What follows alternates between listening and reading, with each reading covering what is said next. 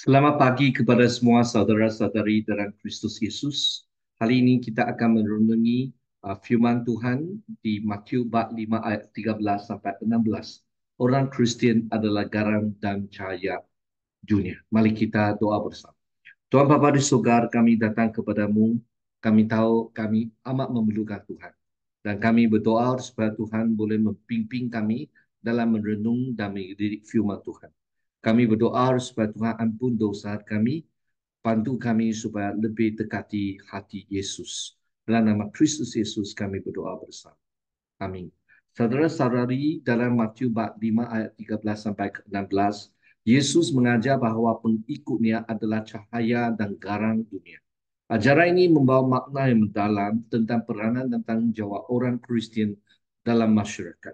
Mari kita terogai maksud pengumpamaan ini dan bagaimana ini boleh diterapkan dalam kehidupan kita hari ini.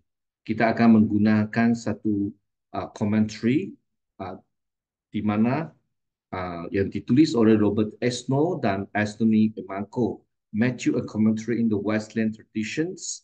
Editors adalah George Lyons dan ini diterbit di bawah penerbit New Bacon's Bible Commentary yang diterbit oleh publisher Bacon's Hills Press 2019. Saudara-saudari, kita lihat Beatitude dan Atika Kerajaan. Beatitude iaitu 8 bahagia mengungkapkan kebenaran tentang Tuhan dan pemerintahannya.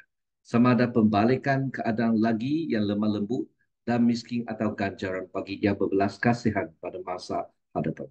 Pada masa yang sama, 8 bahagia ini memanifestasikan etika kerajaan pada masa ini. Kehidupan di bawah pemerintahan Tuhan menghasilkan kehidupan yang berubah, yang dicirikan oleh kerendahan hati, kesucian, kedamaian serta sambutan untuk tertindas dan terpinggir. Berdasar ini, Yesus menyatakan bahawa pengikutnya adalah garam dunia dan cahaya dunia. Dalam dunia kuno, garam berfungsi sebagai sumber rasa dan sebagai pengawal. Saudara-saudari, pelbagai fungsi garam dalam konteks Alkitab. Davis dan Alisa menerangkan pelbagai fungsi garam dan dengan berhati-hati mengimpurkan bahawa pembandang pelbagai kegunaan garam dan beberapa perkaitan simboliknya adalah mustahil untuk menentukan ciri mana yang paling utama dalam Matius bab 5 ayat ke-13. Memandangkan peristihara Yesus membawa pengikutnya adalah garam dunia selalu dengan pernyataan bahawa mereka adalah cahaya dunia. Mungkin para murid seperti garam mempunyai beberapa ciri khas. Tampaknya mereka akan berhenti menjadi apa yang mereka ada dan sebaliknya menjadi tidak berguna. Pengumpamaan garam ini mungkin membawa pelbagai makna dan ciri yang penting bagi pengikut Yesus tanpa menghadkan kepada satu tafsiran saja. Amaran kepada pengikut, di mana Yesus kata memberi amaran di sini adalah untuk pengikut Yesus agar kesaksian mereka tidak dianggap lemah kerana ia boleh hilang keberkesanan dan keistimewaannya jika tidak dijaga.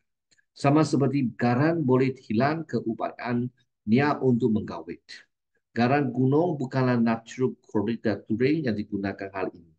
Ia menggandongkan mineral lain dan jika kandungan garam beransur-ansur hilang, maka garam itu kehilangan kemasilannya.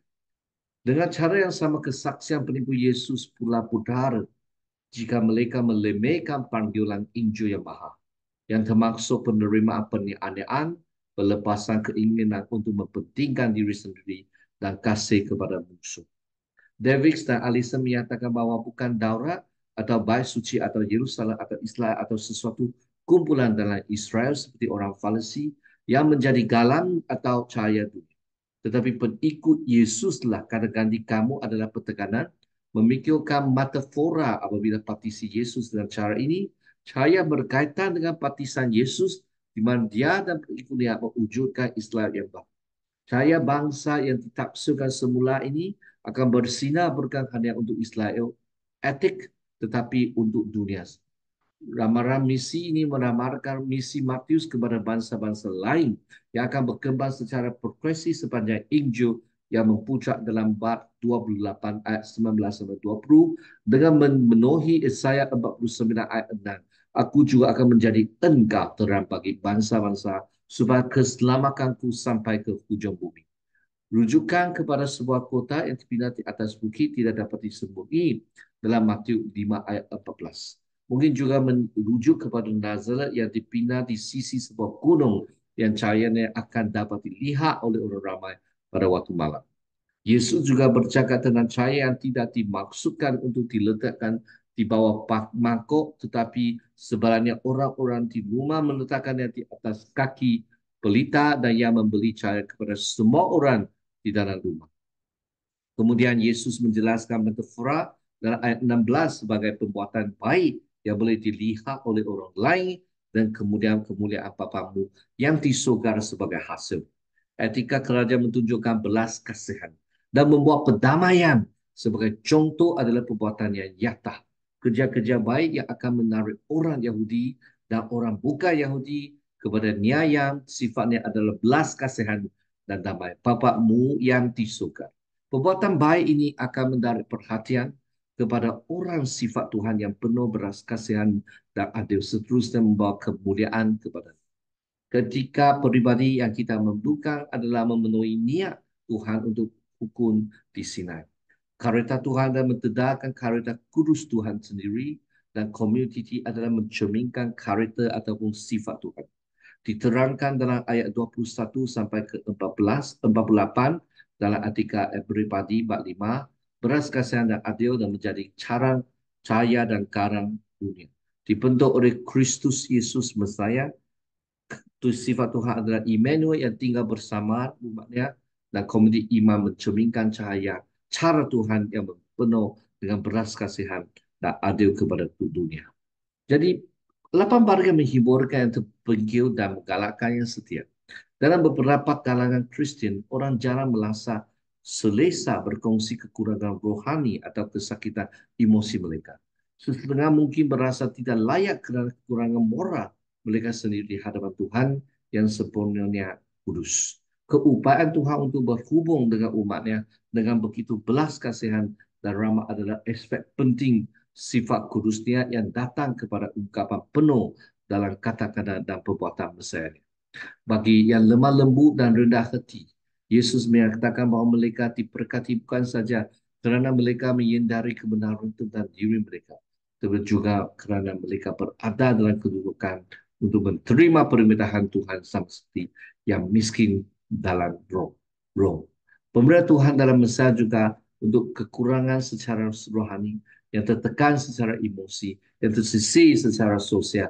Yesus memulakan pelayanan di tempat kegelapan dan dalam bayang-bayang maut.